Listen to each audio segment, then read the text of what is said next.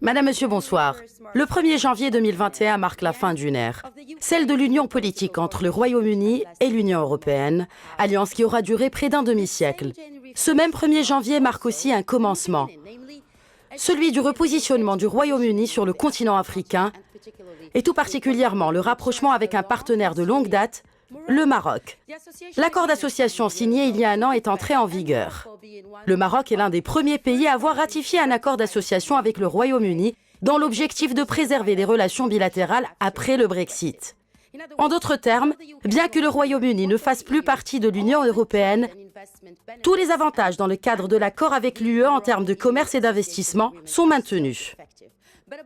Mais au-delà de tout cela, cet accord d'association vise surtout à renforcer le partenariat entre le triptyque Royaume-Uni, Maroc et Afrique. Ou comme l'ancien ministre britannique des Affaires étrangères Jeremy Hunt l'a attesté, je cite, « Nous devons commencer par une évaluation réaliste de notre position mondiale. » Fin de citation. 2021 marque aussi la continuité de la coopération bilatérale entre le Maroc et le Royaume-Uni. Aujourd'hui, c'est un grand plaisir pour moi que d'accueillir un invité spécial, l'ambassadeur britannique au Maroc, son Excellence Simon Martin. Bonsoir, Monsieur l'ambassadeur Martin. Merci de vous joindre à nous et merci d'accorder à Médien TV votre toute première interview sur une télévision marocaine. Bonsoir Khadija, je suis ravi d'être avec vous aujourd'hui. Merci pour l'invitation. Excellence, vous avez été nommé ambassadeur de Sa Majesté la Reine Elisabeth au Royaume du Maroc en février dernier. Vous avez été auparavant ambassadeur britannique au Bahreïn. Vous avez également occupé dans le passé des postes diplomatiques de haut niveau. Je vous propose donc d'entamer cette entrevue par de la diplomatie. Comment décririez-vous les relations diplomatiques entre Londres et Rabat ?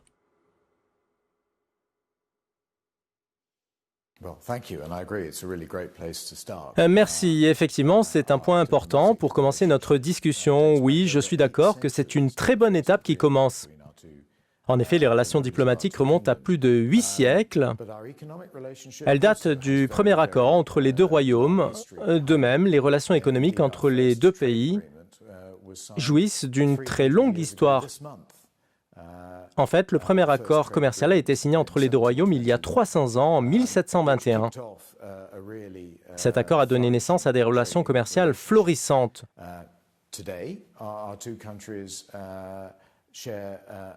Aujourd'hui, nos deux pays bénéficient d'une forte présence sur nos continents respectifs. Nous avons tous deux des liens très importants avec l'Europe et l'Afrique. Et nous partageons également une orientation atlantique très importante. Il y a tant à faire entre nous. Cependant, je pense qu'il est également vrai de dire qu'au cours des dernières décennies, nous n'avons pas mis notre relation à son plein potentiel.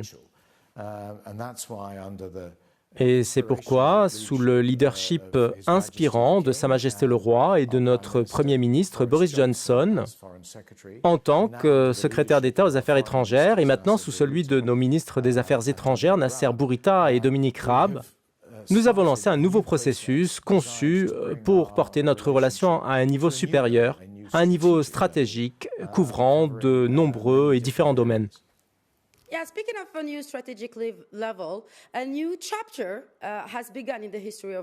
En parlant d'une nouvelle stratégie, un nouveau chapitre s'est ouvert dans l'histoire des relations britanniques avec l'Union européenne. Parlez-nous à présent de la politique commerciale du Royaume-Uni après le Brexit.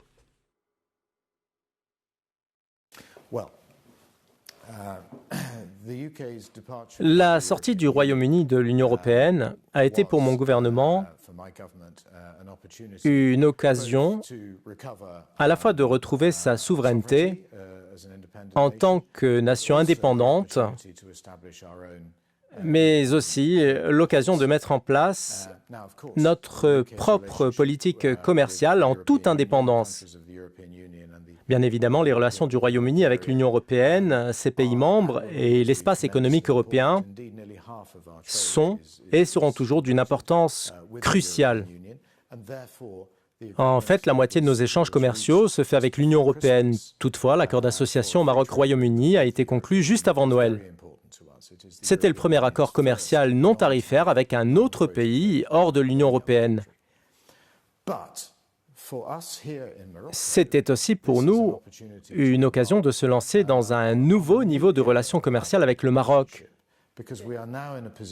car nous sommes maintenant en mesure de négocier nos propres accords commerciaux et de développer nos propres relations commerciales avec d'autres pays, comme c'est le cas pour le Maroc, en dehors de l'Union européenne. Il s'agit d'un avenir passionnant que nous avons aujourd'hui devant nous, à partir du début de ce mois. Oui, certains analystes avaient évoqué l'avenir du Royaume-Uni comme une nouvelle zone franche. Qu'en dites-vous, monsieur l'ambassadeur?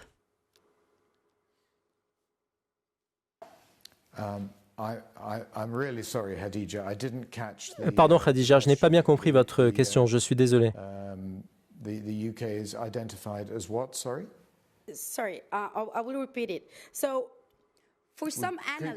Pouvez-vous me poser encore une fois la question, s'il vous plaît? Merci.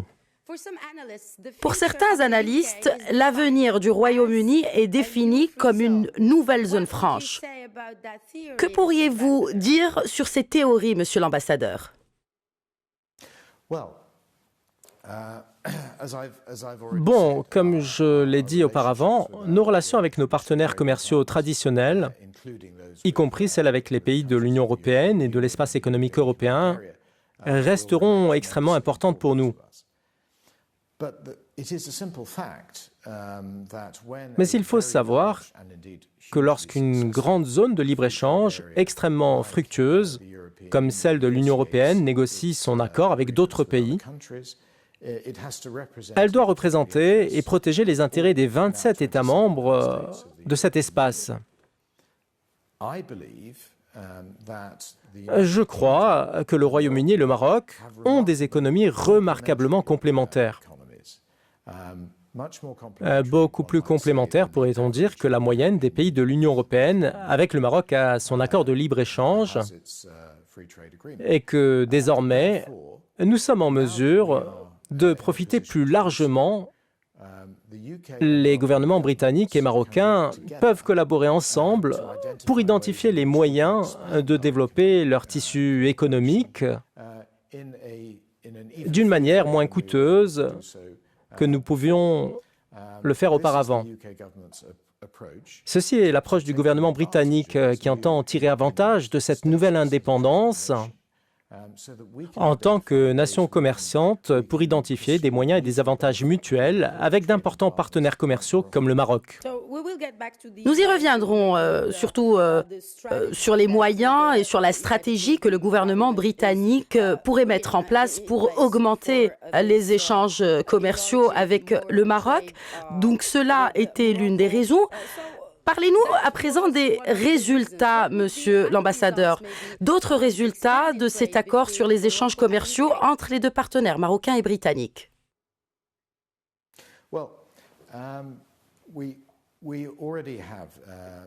En fait, nous avons déjà des domaines de coopération extrêmement importants qui ne cessent de se développer.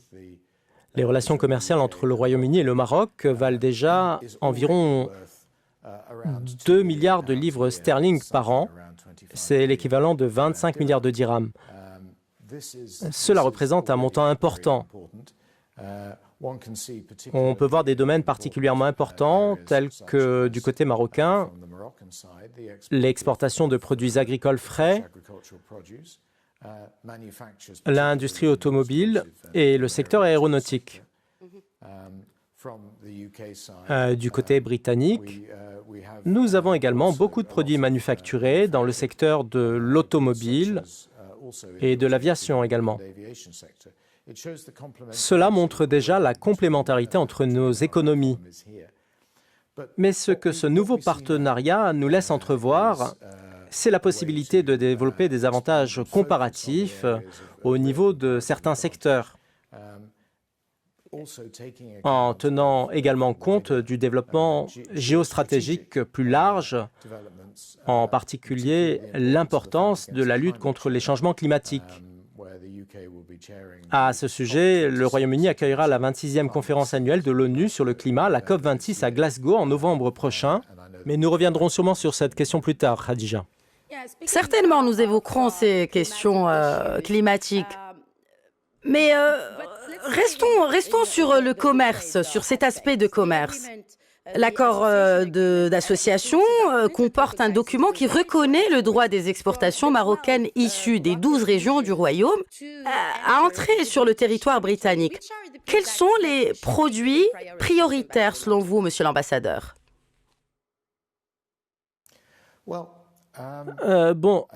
Je pense que nos deux gouvernements conviennent que nous devrions encourager et faciliter le commerce et l'investissement. Mais c'est le marché qui décide de cette question. Cela se remarque par exemple au niveau des produits frais, qui constituent le plus grand axe d'exportation marocain vers le Royaume-Uni.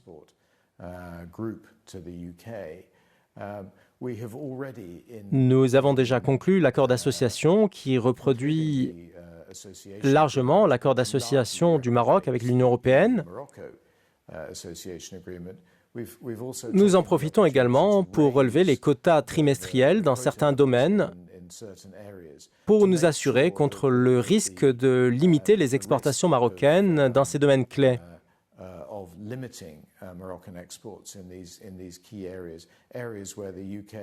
Domaine où le Royaume-Uni est très désireux d'importer des produits marocains frais et de qualité, et nous pouvons donc facilement dire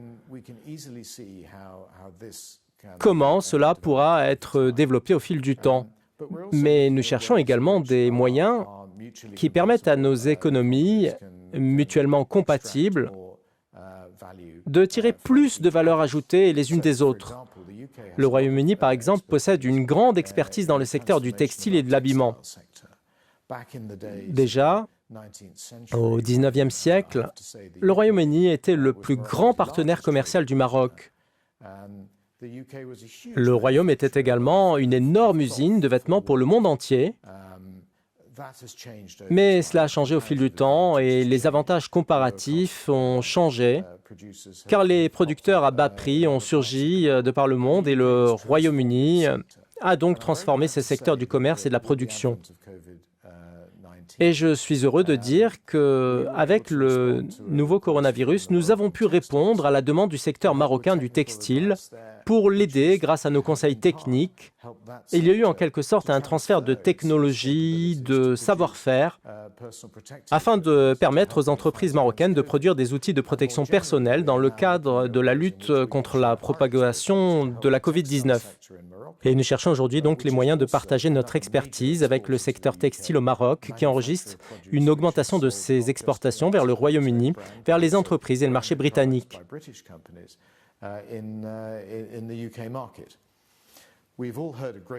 Nous avons également un partenariat au sujet de l'impact prévu de la pandémie de COVID-19 sur les flux économiques mondiaux.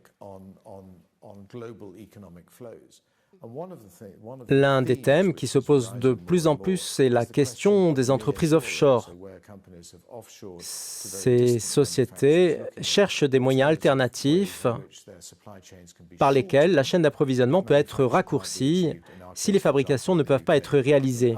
Dans notre cas, par exemple, au Royaume-Uni, par rapport à d'autres pays partenaires fiables qui sont très proches, on réduit la chaîne d'approvisionnement et je crois que cela représente de nombreuses opportunités pour les entreprises marocaines. Notre gouvernement et celui du Maroc aspirent à aider ces entreprises, mais comme je l'ai dit auparavant, nous n'allons pas dicter à nos entreprises où elles devraient investir et où elles devraient faire leur commerce. Permettez-moi, Khadija, de mentionner une chose. Je vous en prie, continuez.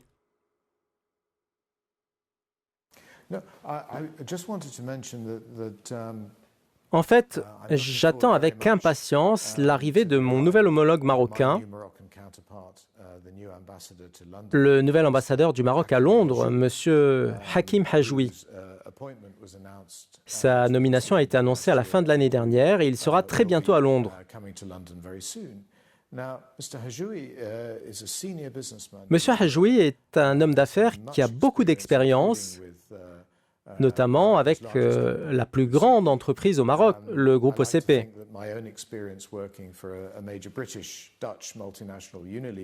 Et j'ajoute aussi que ma propre expérience au service d'une grande multinationale britannique, hollandaise, ici en Afrique, était également derrière ma nomination au Maroc.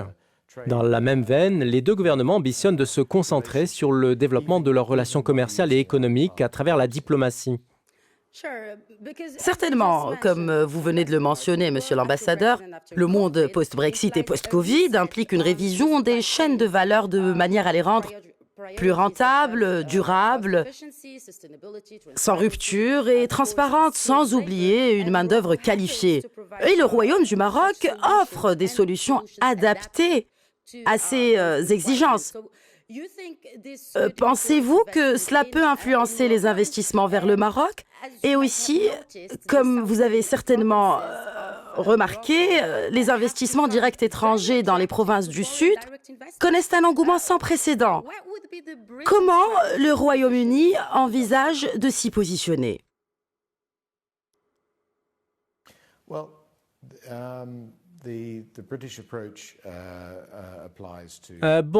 L'approche britannique s'applique vis-à-vis du Maroc,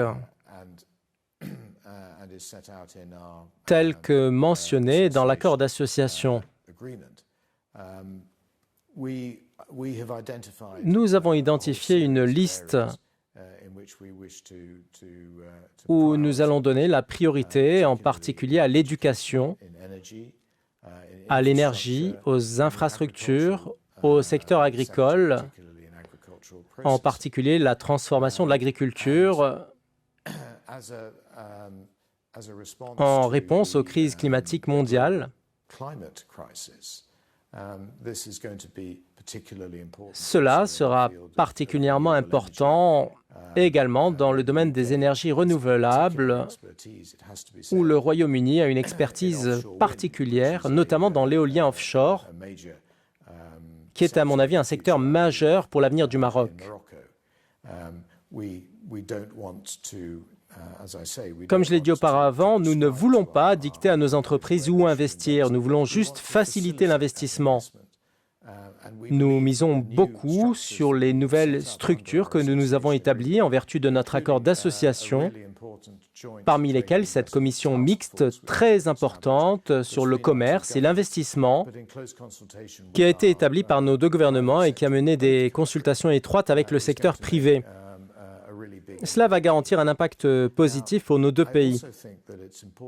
Aujourd'hui, je pense aussi qu'il est important, en particulier lorsque nous cherchons à mieux nous remettre de l'impact mondial de la pandémie de Covid-19, de voir comment nous pouvons changer et améliorer la manière dont nos économies fonctionnent. La technologie est vraiment importante sur ce point et il ne s'agit pas seulement d'un seul type de technologie. Nous devons investir dans les technologies éducatives, sur de nouvelles façons d'apprendre, l'agritech, la fintech, qui nous aideront en fait à franchir un certain nombre d'étapes afin de développer nos produits, en particulier pour les petites entreprises, pour les aider à se développer et à se remettre de la pandémie de Covid-19. Ces domaines offrent en fait de grandes opportunités pour les entreprises britanniques au Maroc, mais c'est aussi une façon d'envisager le partenariat entre les entreprises britanniques et marocaines qui aideront dans ces domaines au développement au niveau de tout le continent africain. Certains observateurs préfèrent appeler ce concept la co-industrialisation. Pensez-vous qu'il s'agit de ce genre de lien qui pourrait rapprocher davantage, comme vous le mentionniez, les secteurs privés marocains et britanniques? Oui, je le crois vraiment. Si nous regardons par exemple les relations commerciales et d'investissement avec d'autres pays africains au cours du dernier demi-siècle, nous verrons qu'il existe une présence marocaine énorme est croissante sur tout le continent africain. Le Royaume-Uni est également le plus grand investisseur en Afrique et entretient depuis longtemps des relations profondes avec de nombreux pays africains. Mais c'est aussi une opportunité de synergie entre nos deux pays. Le Royaume-Uni reconnaît non seulement le rôle vraiment important que l'Afrique jouera dans l'économie à l'avenir. Nous estimons que dans les 20 prochaines années, la moitié de la population active mondiale sera en Afrique. C'est un chiffre très significatif et c'est pourquoi c'est si important que le Maroc se considère comme une porte d'entrée pour le continent africain. D'ailleurs, le Royaume-Uni en est bien conscient. Nous avons des synergies issues de relations traditionnelles de la Grande-Bretagne avec, il faut le dire, généralement des pays anglophones du Commonwealth en Afrique. Le Maroc a également des relations très puissantes à travers le continent, mais plus particulièrement en Afrique francophone. Et donc, on peut voir qu'il y a une réelle complémentarité entre nos deux pays. Mon gouvernement estime que non seulement nous devons tirer avantage de ce type de synergie au service de nos intérêts économiques, mais aussi nous devons en faire la synthèse avec nos priorités de développement à travers le monde. Le Royaume-Uni est l'un des plus grands pays qui finance le développement dans le monde. Je suis vraiment heureux de dire, par exemple, que ces dernières années, nous avons également assisté à un développement majeur de l'un de nos plus importants instituts de financement de développement dans l'une des plus grandes et des plus importantes banques du Maroc. Axé sur l'Afrique, le groupe BMCE Bank of Africa détient désormais une participation britannique par le biais d'un actionnaire du Commonwealth, CDC Group, connu sous le nom de Commonwealth Development Corporation. Nous avons également une autre institution de financement du développement appelée Infraco, qui est financée par des organisations de développement britanniques, hollandaises et suisses. Son objectif est d'aider le secteur privé à financer et à réaliser des projets d'infrastructure à travers l'Afrique. Infraco a décidé d'implanter son siège social africain à Casablanca. Et c'est vraiment important. Je vous donne là une idée des opportunités qui nous attendent. Nous, gouvernement britannique et marocain, avons décidé d'exploiter positivement cette situation. Étant l'ancien directeur du protocole du Bureau des Affaires étrangères et sachant que le Maroc ne fait pas partie des pays africains adhérents au Commonwealth, pensez-vous que cela puisse désavantager le Maroc?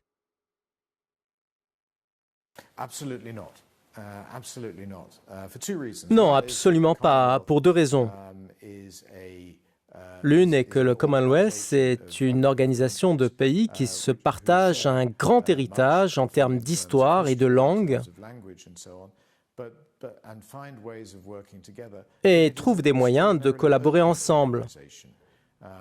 Mais c'est une organisation intergouvernementale extrêmement ouverte qui rassemble des pays partageant les mêmes intérêts et créant une coopération importante avec d'autres pays et d'autres régions.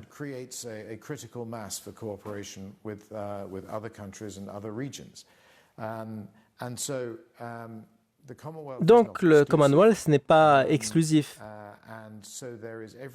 Et il y a des raisons de voir le Maroc comme un collaborateur des pays du Commonwealth. Mais cette dernière n'est pas une organisation commerciale, et ce n'est pas une organisation exclusive. Et nous pouvons donc envisager une coopération trilatérale entre la Grande-Bretagne et le Maroc en incluant des pays tiers.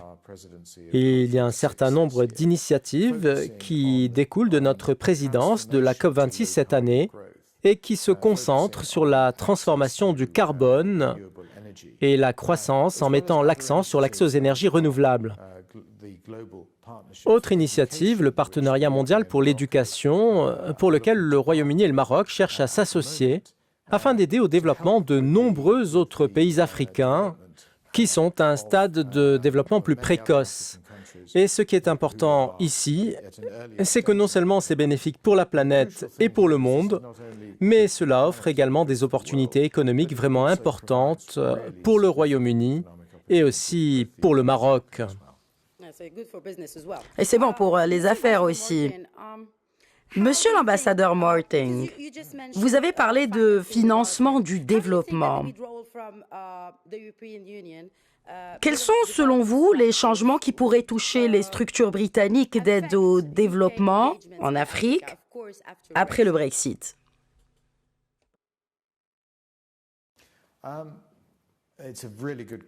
C'est une très bonne question, Khadija, parce que la partie la plus significative du financement du développement du Royaume-Uni se faisait jusqu'à présent à travers des programmes de développement de l'Union européenne. Cela prend bien sûr fin avec notre sortie de l'Union européenne. Et donc, ce qui s'est passé, c'est que la contribution du Royaume-Uni au financement du développement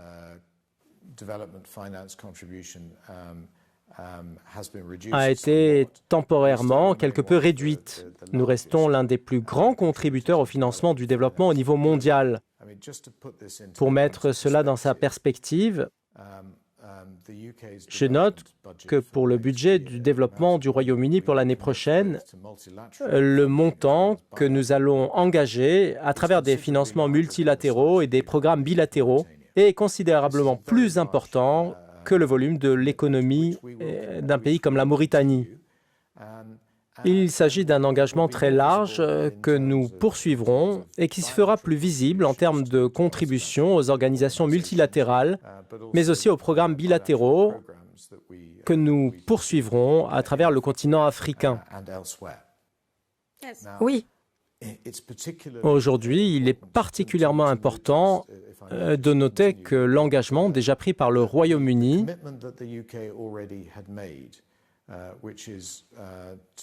qui porte sur 22 milliards de livres sterling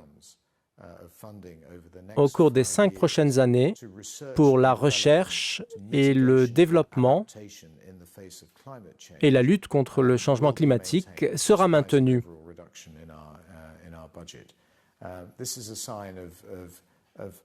Cela montre à quel point nous sommes déterminés à aider les pays qui ont le plus besoin de cette aide afin de contribuer à enrayer le réchauffement climatique.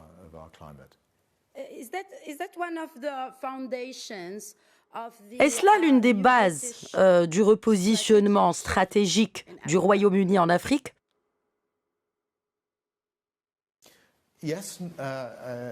Oui, effectivement. Mais ce n'est pas seulement en Afrique.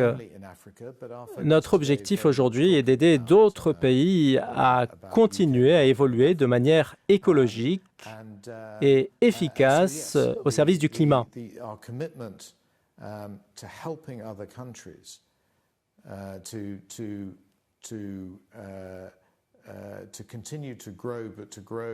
In a green and a climate efficient way is one of the cornerstones of our development. Cela constitue en fait la pierre angulaire de notre politique de développement et continuera de l'être. Nous consoliderons ces efforts avec un soutien à la recherche et au développement dans ces domaines, en développant la recherche, mais nous nous concentrons sur le changement climatique et l'amélioration des systèmes de santé dans le monde. Cela est bien sûr pertinent avec la pandémie actuelle où le Royaume-Uni a engagé des centaines de millions de livres sterling à des initiatives mondiales visant à fournir des vaccins anti-Covid-19. Mais aussi pour d'autres maladies qui affectent le monde.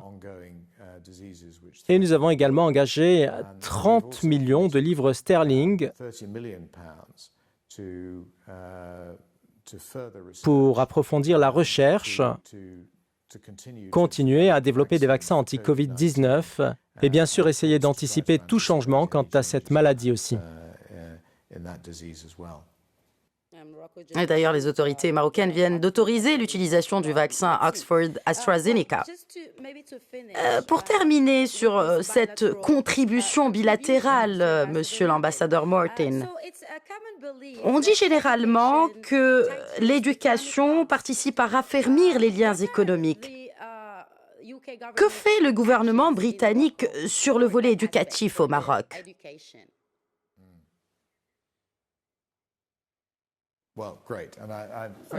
Très bien, merci d'avoir posé une telle question. C'est une excellente façon de terminer notre entretien. Bien évidemment, l'éducation est d'une importance vitale pour nos sociétés et bien sûr pour l'avenir de nos pays et de nos économies. Le Royaume-Uni est déjà un partenaire important dans le domaine de l'éducation, mais il n'est pas encore vraiment aussi présent au Maroc tel que je le souhaiterais.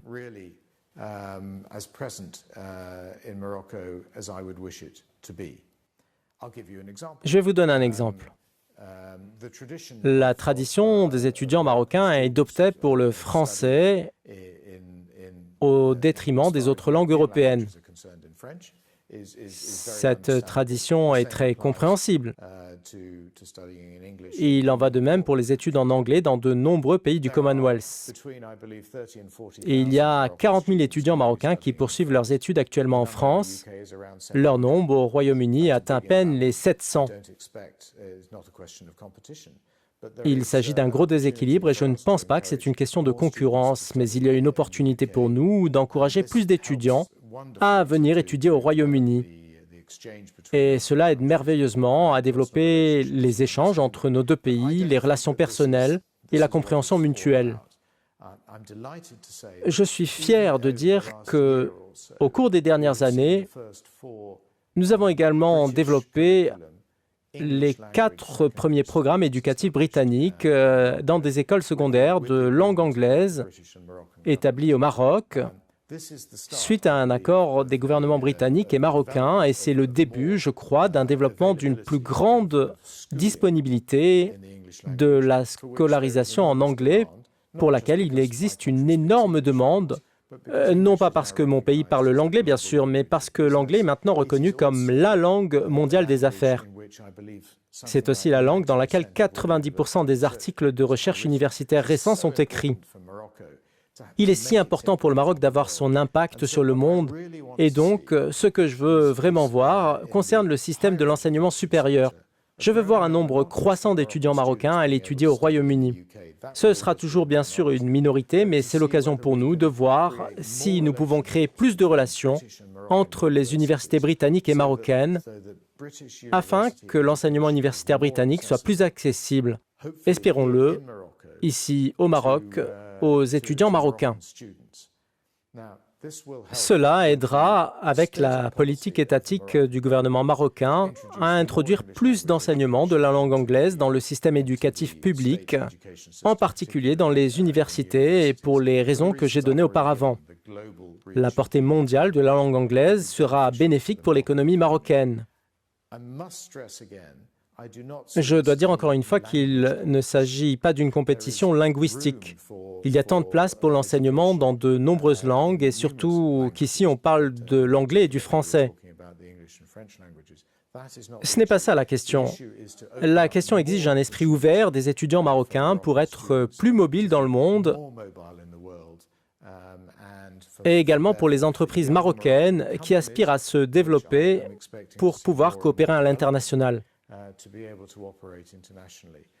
Je pense que c'est vraiment important et c'est l'un des points où je dois dire que je crois que mon pays et son économie peuvent offrir plein d'avantages au Maroc. Excellence, Monsieur l'ambassadeur Martin. Si vous n'avez rien à ajouter, je souhaiterais vous remercier d'avoir été avec nous aujourd'hui sur Médian TV. C'était un réel plaisir de vous avoir avec nous.